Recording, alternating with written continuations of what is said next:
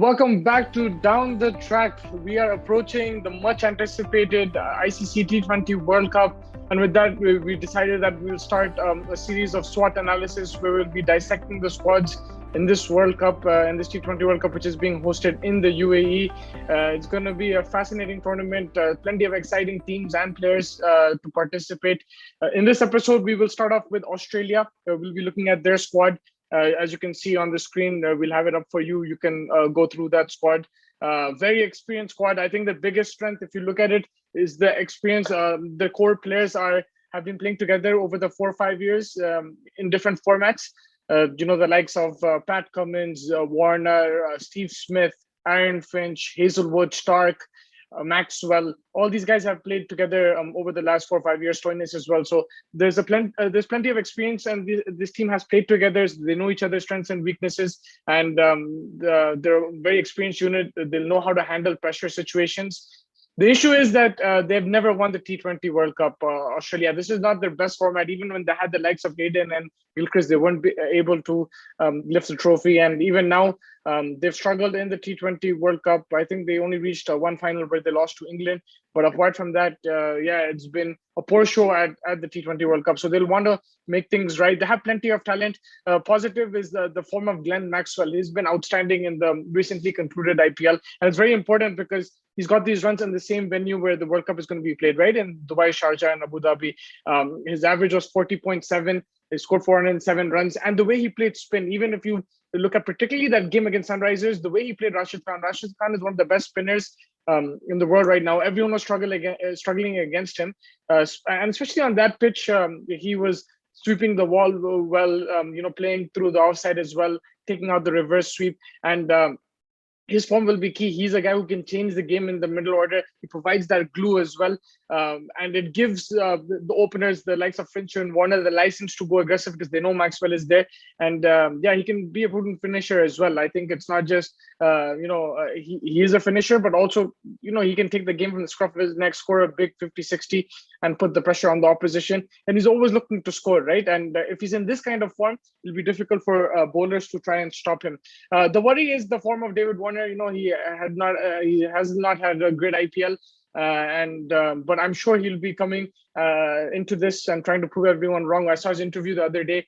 He's very excited for the World Cup, and if he can play his natural game, if they can get runs from David Warner, this Australian team will be dangerous, because David Warner in the power play, if he scores a quick 40-50, it completely deflates the opposition team, and he gets a run squeak very quick. And he's someone who plays spin well as well. He can pierce the gap in the power play, and I think it'll be very important. He's played in Hyderabad for so long, where it's a slower wicket, and I think he can adapt to that. Steve Smith is another batsman. He's not been in the greatest of form, but he'll be key in terms of rotating the strike, especially as the pitches wear down. His talent of playing spin, that will be key. And Aaron Finch as the captain and his batsman, runs on the board will always give you confidence as captain, and that's something he will look to.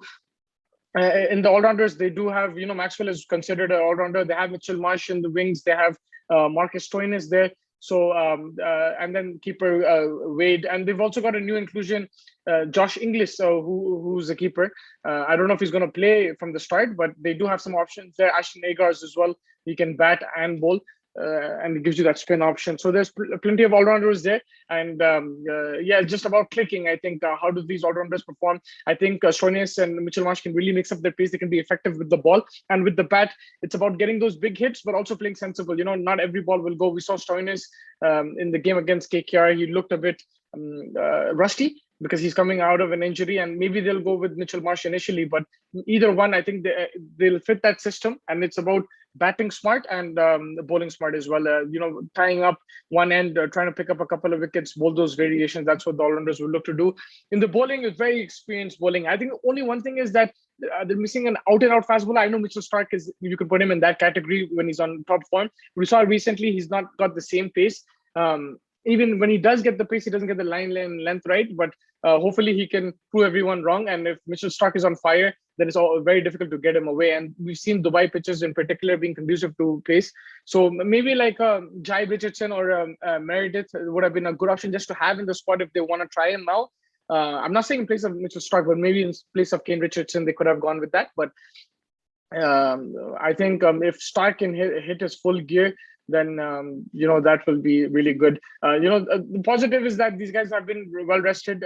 Apart from Hazelwood, who's been fantastic form. I think the way Hazelwood has adapted to this format in the IPL, especially, it's been fantastic. He's bowled the slower balls. He's picked the right line and length, and he can share that information now with Stark and Cummins where to target. Cummins played in the IPL in the first leg and also in Dubai last year. So he'll also have an idea. So I think this bowling lineup is very good. Cummins, again, if he's in top form, very difficult to get him away, especially in the power play. He'll pick up wickets as well. I think his best form is probably Test cricket, but don't count him out here. That's the thing with Australia. On paper, the team looks solid, but they just have not grasped the T20 format, whether it's the batsmen or bowlers hitting those lines and lengths, and that's something they will want to rectify.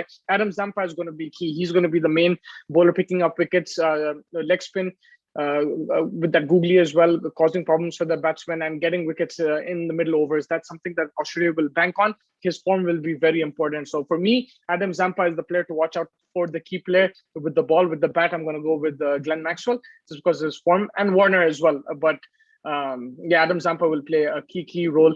And Nathan Ellis is there. We saw him in the IPL a bit as well. And plenty of options.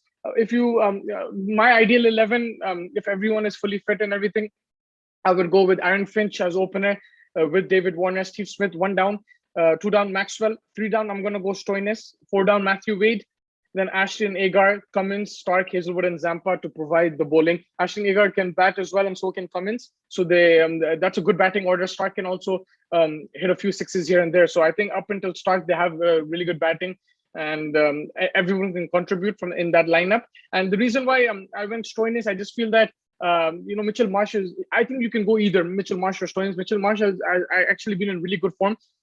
They've both been injury prone, so I guess whoever is more fit will play. But the reason I've gone with Stoinis is because he's played more in the UAE over the last 2 years. He understands the pitches more, and a fully fit Stoinis can be dangerous.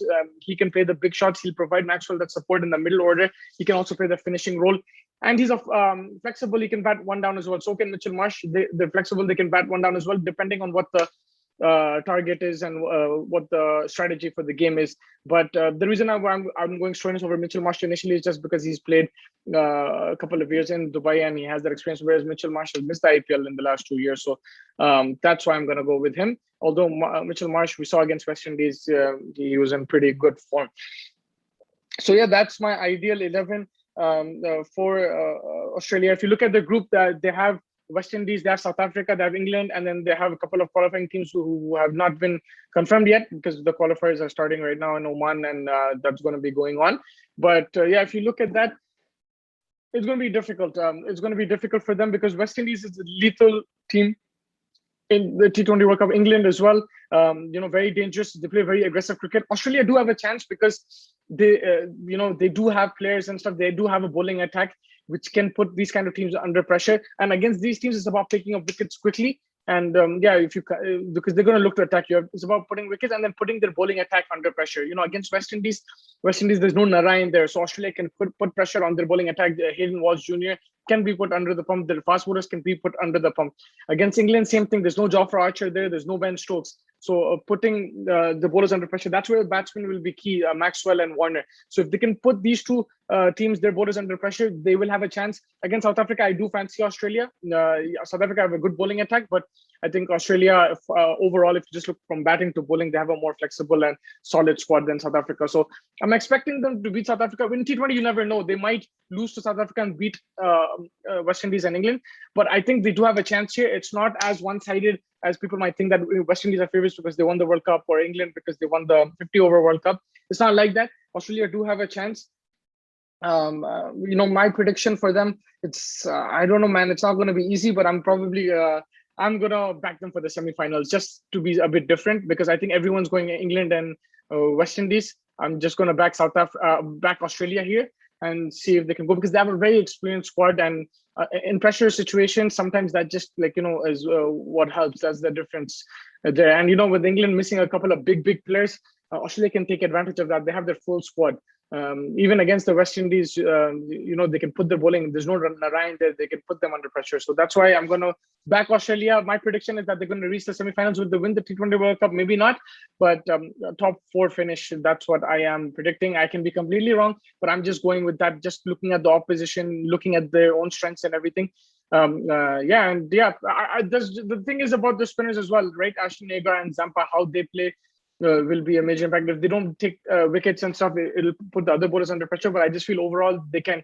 If someone like a Cummins or a Hazelwood can put pressure on one end, Zampa will come and pick up wickets. So yeah, that's what I'm going for. Ashton Agar again. How does he bowl? Because he's going to be that bowler that everyone's going to look to target. If he can get purchase off that wicket, left arm spinner, especially on a turning wicket, can be a handful. So if he can hit the right line and length, Australia have a very good chance there. So yeah, I think that wraps up this squad analysis. Make sure you like and subscribe.